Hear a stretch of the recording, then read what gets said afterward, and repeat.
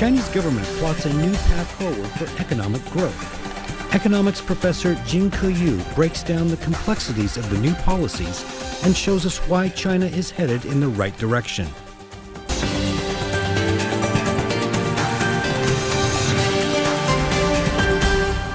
Hello and welcome to World Insight with me, Tian. At the recent annual Central Economic Work Conference, China's top leadership revealed the economic performance of China in 2024 and decided the priorities for the economic work in the year ahead. The meeting urged efforts to vigorously boost consumption, improve investment efficiency, and expand domestic demand on all fronts. What trajectory will China's economy take in the coming year and beyond? What will be the new measures, and what does that mean for the country and also the rest of the world? To explore all of these issues, I spoke earlier with Jin Keyu, professor of economics at the London School of Economics. Professor Jin, good to see you. Thank you so much for joining us. It's good to be with you again. What are your observations so far of the general response coming from investors, the Chinese public, and also the media about the results, at least the direction of policies, as a result of the China Central Economic Work Conference? Well, I think this has been a long-awaited policy stimulus and plan, and so of course it's very much welcomed. But people are looking for what's coming next. Of course, this is a signal for commitment for stronger actions in the future. I think the real question is how much of currently the stimulus will trickle to the real economy so that we can actually see an impact, especially on things like consumption. And that's still an if, because if a lot of these funds are used to be injected into the financial system or reduce local government debt, how much of that is left to really boost the real economy is still in question. That's a very interesting question. Let's pursue a little bit on that direction. I remember in your latest book, China's Playbook, you talk about the role of local governments and suggest something called the mayor's economy, an interesting phenomenon, meaning the local mayors, they go out of their way in order to attract investment and put into places where they think is the potential for the economy to grow, for local GDP. But you also mentioned in the book there are two possible setbacks. One is it might lead to local government debts, further of that. And the other is there might be less attention devoted to consumption. Tell me more about your thoughts on how this is related to the earlier discussion.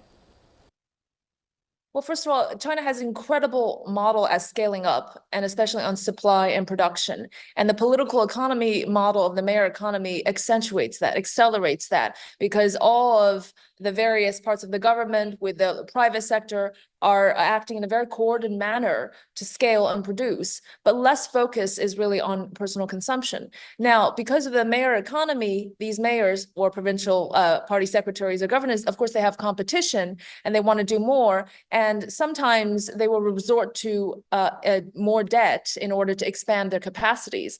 Now, most critically and most relevant for this discussion is the real estate sector. The real estate sector is not like any in other country as just a property sector. It's quasi-financial system, it's quasi-fiscal system, because local governments rely on land sales and property development to further boost their fiscal coffers and get the economy going. So, of course, it accelerated the speed of development, but the aftermath is very much also concomitant is the side effects of debt and potentially even moral hazard. And if I may just also answer the previous question again, it's really also a matter between choice and constraint. Have we thought about that? Choice of which policies would actually work, how much, where to implement. Also constraint, how can you stimulate an economy without an explosive debt again? I think that's a lingering dilemma. When we talk about the local economy, we have seen the overcapacity issue building up in certain industries. For example, they all jam to certain sectors of the so-called green transformation. EVs is an example of that. Now, many companies prefer to invest overseas rather than just in China. That's another story. But how do you see this overcapacity issue related to what you have just mentioned about the mayor's economy? Well, first of all, the focus has always been on supply, not enough on demand. I think the policy pivot this time around is really to focus more on demand.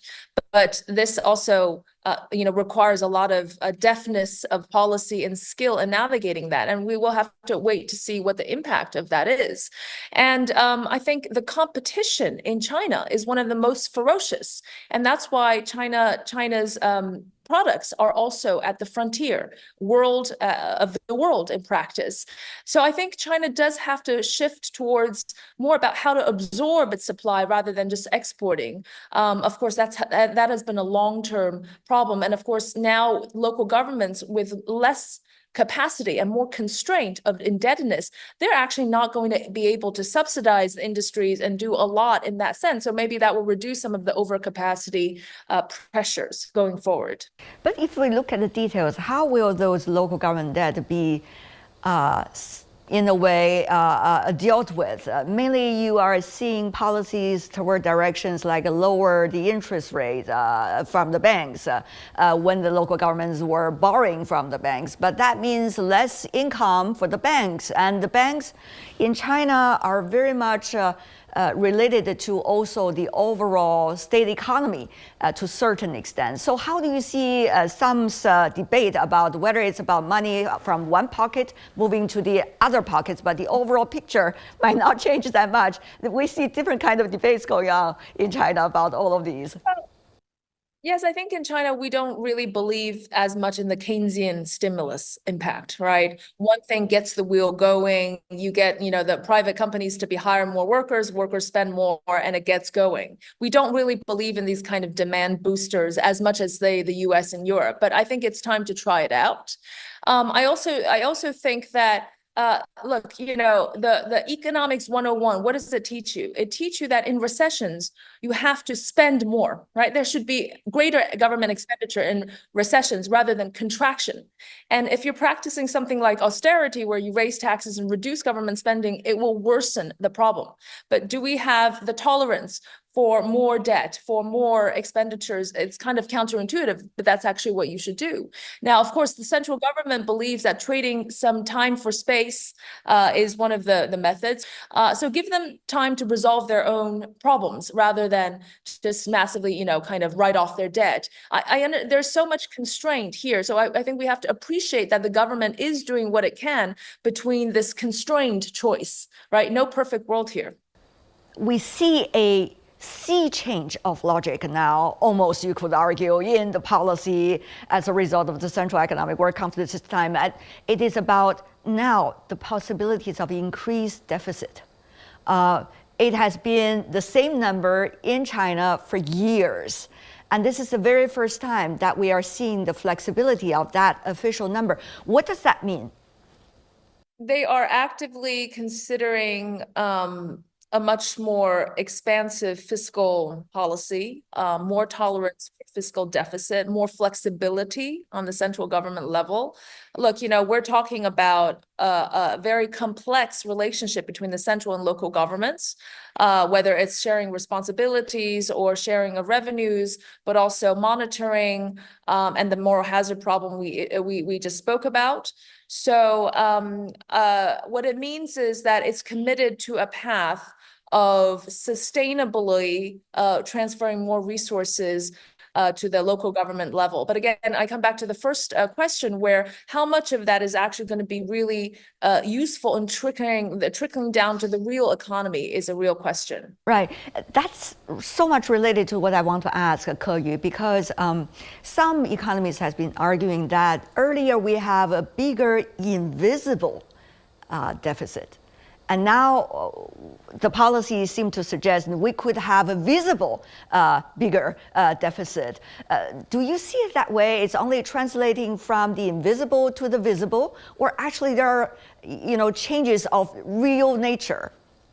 There has been an explosion of shadow banking, let's not forget. And after 2015, the main policy mandate was to cool down an economy that was considered easily heated up and very seldomly cooled down. So that was the main mandate. And subsequently, there was a huge monetary tightening scheme.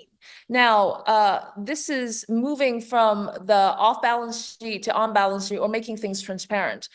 Making debt transparent is very, very important. It's not just about moving from one area to another, but it's to understand exactly what you were saying. What's the numbers? What's the time? What's the space? How much? How to do it? Without that kind of clarity, it is very difficult to coordinate on a national level and at a local level how to deal with the debt issues going forward. So you have to bring it to the forefront. So you do suggest that it seems to me that it is translating from invisible to now visible, but the specific increase of deficit may not necessarily change that much. Is that what you're trying to say? People, many countries are very hung up about a particular number. Like Europe is, inflation targeting, or a very strict, 3% deficit also for all these European countries. And we have seen how that rigidity has worsened lots of economic crises. The magic thing about policy is that it is a tool, and it should be flexible. And more flexible it is, the better it is. Just like the exchange rate. The point about flexible exchange rate is that it can respond. And we don't have a flexible exchange. We have all kinds of other constraints. So I think being too fixated on a particular number is not really appropriate for China. I think all this it means is that it means that there's going to be more central government. Look, the central government has the capacity to borrow more. Right? Not the local government, but the central government. If China wants to issue more bonds to the rest of the world, it can easily do that at the central level.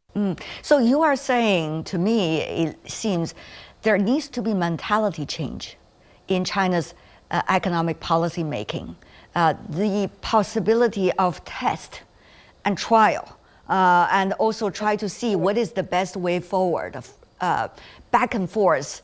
Do you see there's enough preparedness for that? Meanwhile, can China's economy of this size be able to afford it? Those are always the questions being asked, isn't it, when it comes to policy changes in China?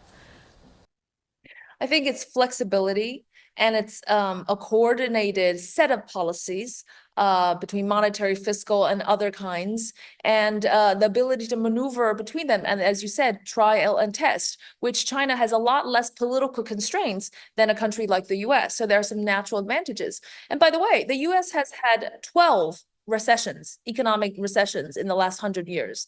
I don't know how many you count in China, but they're not many. Maybe this is the second. So the cycles of up and down are normal. And I think China is getting accustomed to looking at what kind of policy tools will be most effective. And again, it's a matter of choice and constraint. Look, this economy, this size, yes, absolutely. I believe that with the right policies in place, with a significant boost to confidence, but of course that's difficult, with proper aid to the, assistance to the real estate sector, and more leeway, more focus on the demand side. Look, I think there's a lot of people who believe internationally that China has bottomed out.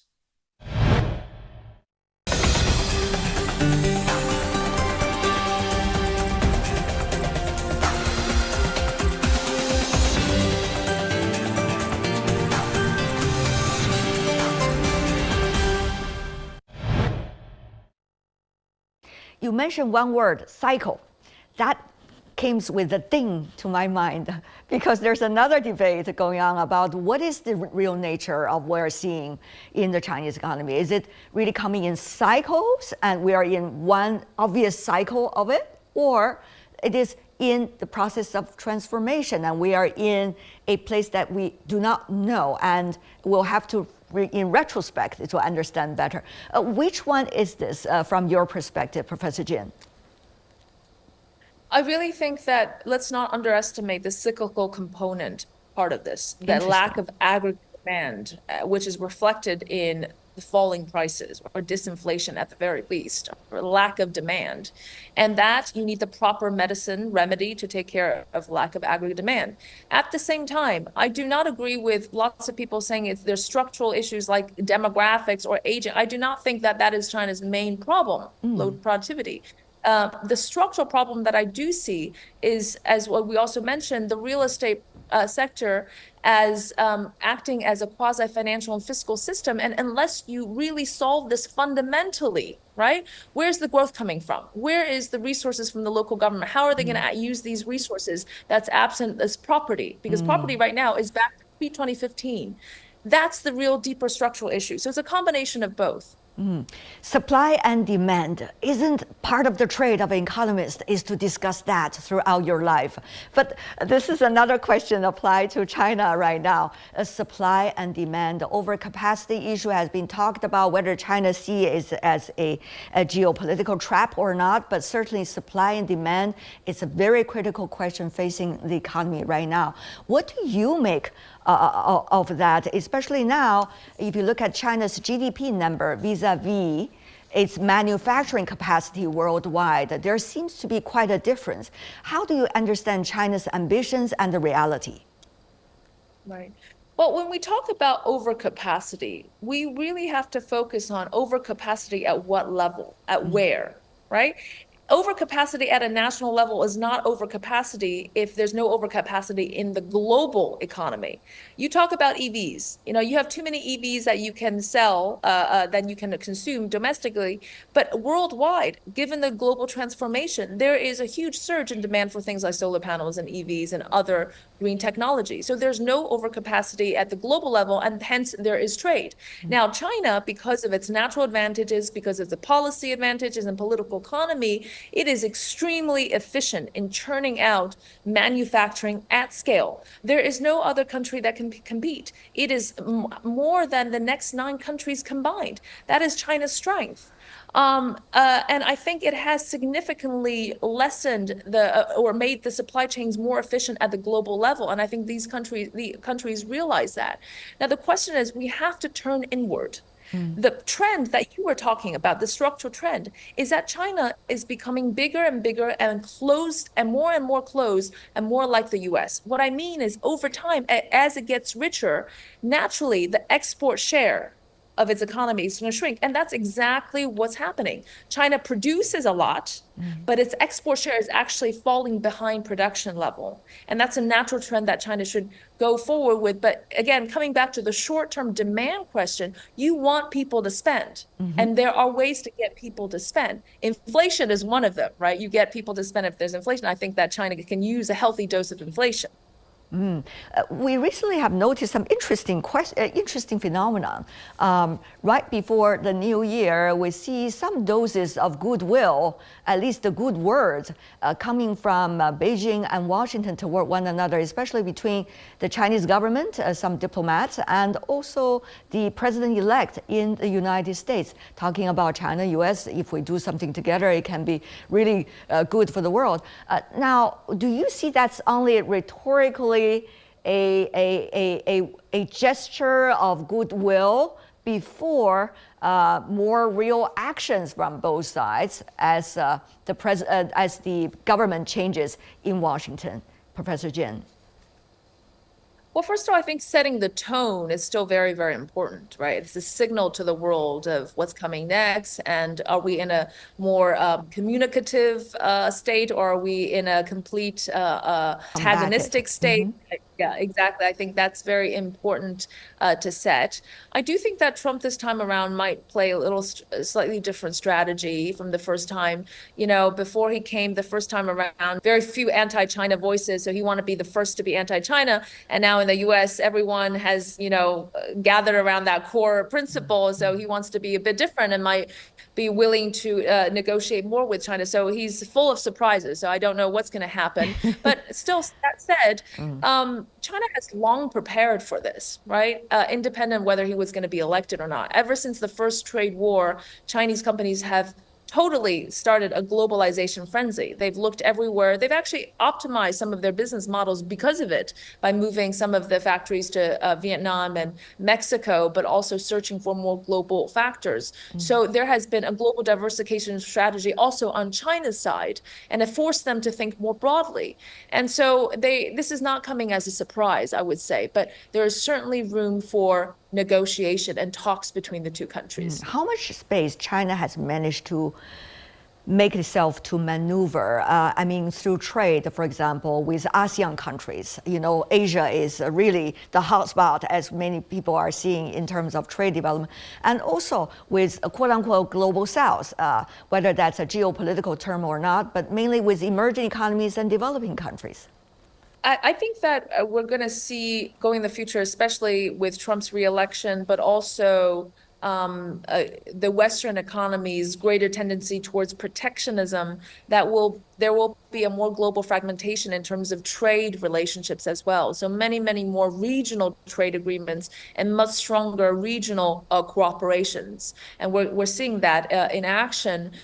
So certainly it has pushed lots of countries together. And to cite you another piece of evidence, actually lots of countries have used the US-China trade war to further and expand their own export platforms. And this is not just Mexico and Vietnam, but plenty of other countries that export more to the world because of this. And so people are always searching, or countries are always searching for arbitrage opportunities. And so what's China's response? It is an opportunity, right? It's an opportunity to strengthen alliances, make stronger your regional ties, search for new partners, and be really open to more opportunities than ever was the case, I guess. Where would the money come from, or where would the money go? That's always an important question for any economist. When it comes to encourage domestic consumption, whatever the adjective or adverb we want to use, where would the money go? Is it going to be going to manufacturing and industries and businesses, or is the money should be going directly to the hands of consumers? Keyu, you know so well, there's a huge debate now in China before the dust is settling down. Which side are you on, or sitting in the middle? I am, this is a tough question because, we have to experiment, right? Yeah. I think things like expiring consumer vouchers will be able to boost consumption in the short term. The conventional wisdom is that these short-term boosts will eventually start the cycle and then hopefully become a sustainable one. Although I'm not sure this is what the Chinese government really believes that will happen. So they're looking for a more sustainable increase in consumption. Look, unemployment is one of the big factors, right? Unemployment rate is significant now, and could there be sustainable wage growth, I think is at the bottom of why people are more hesitant to consume. But yes, directly to the households, more directly to the service industries, get the young people to come out and spend and hopefully start that cycle. You talk about young people. One of my favorite subjects, and also one of the favorite subjects in your new book, China's New Playbook. You talk about generational differences, huge ones, between those born in the 1950s, 60s, 70s, 80s, 90s, and the new millennium generation. How different are they in an economy such as this, which is not necessarily growing as fast as it used to be? Are there real much difference in their spending and in their habits? Massively. In fact, Chinese new generation are inventing new ways of consuming and spending and having fun more than anything else I've seen in the world. And they are very, very resilient and adapted to the circumstances of the day. First of all, compared to the older generations, they're more focused on spending rather than saving.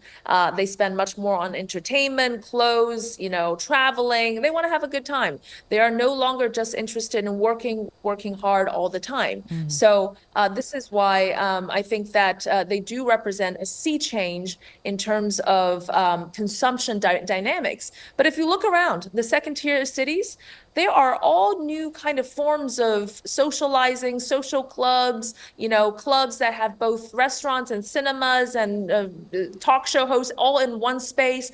These are new forms. So the new Chinese consumers, they want to have a good time, right? Have a good time, have a new experience, isn't it? That's always they're looking at. Having said that, though, international luxury brands, they are always the most, the sensitive one to what are the consumption habits of different generations. We do not see necessarily a dramatic increase of those products consumptions in China, particularly over the past few years. You also see an interesting new trend. I'm sure you know this very well, Keyu, so-called cheaper alternatives, 平替, Yes. Which is, China manufactured products, much cheaper than the luxury goods, but delivers similar, a little bit less, but similar results, and becoming a new fad. How do you see this? What does that mean for the new consumption habits?